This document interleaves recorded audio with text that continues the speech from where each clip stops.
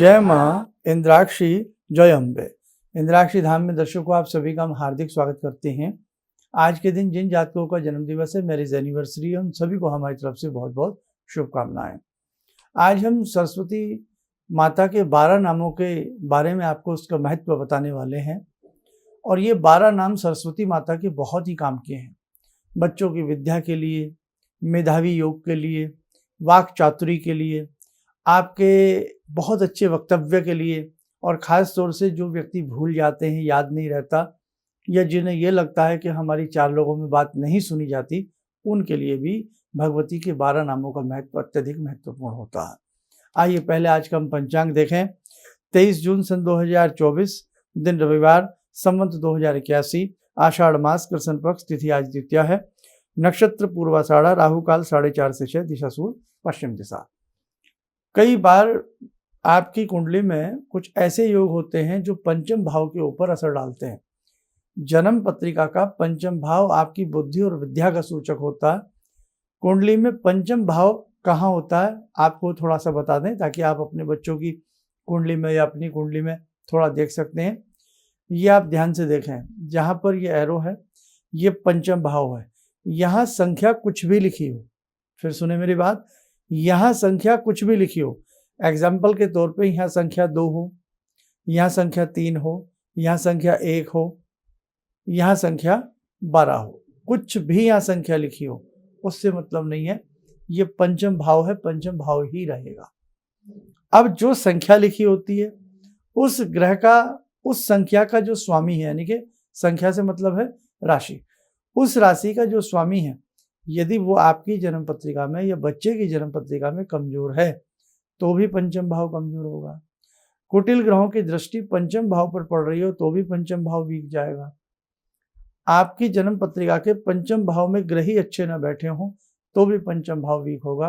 पंचम भाव से अर्थ है आपका बुद्धि विवेक, आपकी विद्या कैसी रहेगी, आपके बच्चे की बुद्धि कैसी रहेगी, विद्या कैसी रहेगी, सारी बातें पंचम भाव पर बहुत ज़्यादा डिपेंड करती है। तो कहने का भाव, एक तो बच्चों के लिए ये स्तोत्र बहुत बढ़िया है। केवल भगवती के 12 नाम हैं इसमें।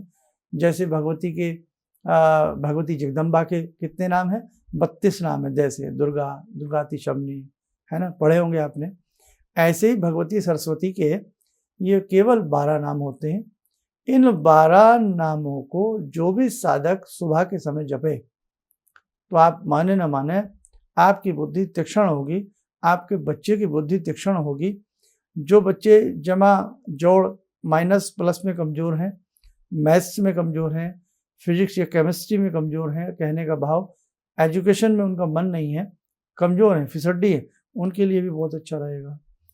जिन बच्चों की बच्चियां हों, बच्चे हों, बेटी हों, बेटियां हों, आप किसी भी एज से, आपकी कोई भी एज है, उससे इसका कोई मतलब नहीं है। आप किसी भी एज में हैं और आपको लगता है मेरी बात को तूल नहीं मिलता, मेरी बात को बल नहीं मिलता, मेरी बात को सुना नहीं जाता, मेरी बात का कोई अर्थ नहीं निकलता, उस स्थिति में भी बेटा आप इनके सरस्वती जी के ये 12 नाम पढ़ना शुरू करो। सूर्य के 12 नाम भी बहुत कीमती होते हैं, तो ऐसे ही भगवती सरस्वती की ये 12 नामावली का जो है बहुत महत्वपूर्ण है। इसकी 1-2 लाइनें मैं आपको बता देता हूँ, बाकी ये आपको नेट पर भी मिल जाएगी, और इसको हम प्रयास भी करेंगे कि हम आपको अपनी वेबसाइट पर भी इसको आपको दे दें, या किसी न किसी तरीके से ये आपको हम भी सुलभ कराने का प्रयास कर देंगे। कोई बहुत बड़ी बात नहीं है, तो आप इसको देखें। श्री सरस्वती 12 नाम स्तोत्रम, प्रथमम भारती, नाम द्वितीयम च सरस्वती, तृतीयम शारदा देवी, चतुर्थम हंसवाहिनी। इस प्रकार से प्रारंभ होता है। और अंतिम भी लाइन भी देख लें, जिह्वाग्रे बस्ते नित्यम ब्रह्म स्वरूपा सरस्वती। कहने का भाव बहुत ही अच्छा ये स्तोत्र है, और 6 महीने में कहते हैं इसको, कोई 6 महीने लगातार पढ़े तो सरस्वती बड़ी प्रसन्न होती हैं। बुद्धि के ऊपर, जिह्वा के ऊपर सरस्वती का वास आता है, और कहीं ना कहीं सरस्वती की कृपा ऐसी उन बच्चों के ऊपर, या जो भी साधक इसको जपते हैं, पढ़ते हैं, बहुत अच्छी भगवती सरस्वती की कृपा उनके ऊपर बन जाती है। तो बेटा ये स्तोत्र आप लोग अपनी दैनिक पूजा में भी शामिल कर सकते हैं। नहीं तो आप कम से कम मंडे टू मंडे हर सोमवार इस स्तोत्र को पढ़ें।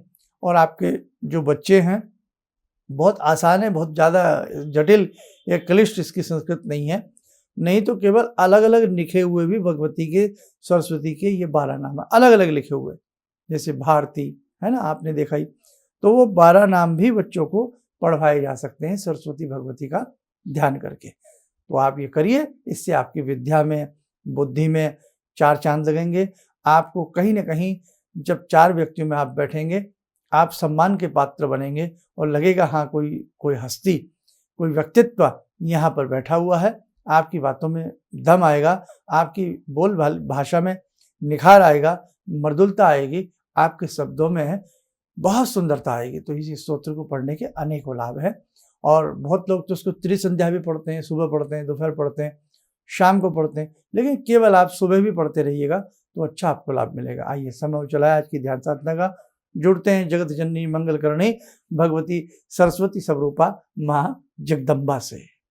ॐ सिन्दूरारुणविग्रहां त्रिनयनां माणिक्यमूलस्फुरात् स्तारानायकशेखरं स्मितमुखी वापेन वाक्षोरुवां पाणिभ्यामलपूर्णरत्नचषकां रत्नोत्परां बिभ्रति सौम्यां रत्नघटस्थरक्तचरणां ध्यायेत् पराम् अम्बिकां खड्गं चक्रगदेषु चापपरिगान् शूलम्बुशोण्डिं शिरा शङ्खं संदधतीं करे स्त्रीनयनां सर्वाङ्गभूषावृतां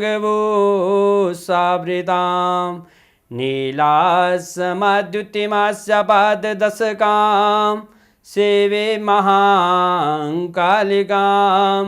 यामास्तो स्वपितैहरो कमलजो हन्तुं मधुं कैटवम् विद्युद्दामसमप्रभां मृगपते स्कन्दस्थितां भीषणां कन्या विहकरवालखेटविलसा धस्ताविरासेवितां हस्तेश्चक्रगदाशिखेटविशिखां चापं गुणं तर्जनीं विप्राणामलिलात्मिकां शशिधरां दुर्गां त्रिनेत्रां भजे। कवच बना लें, ध्यान करें, भगवती सरस्वती, भगवती जगदम्बा त्रिशक्तियों का हमारे ऊपर आशीर्वाद बरस रहा है।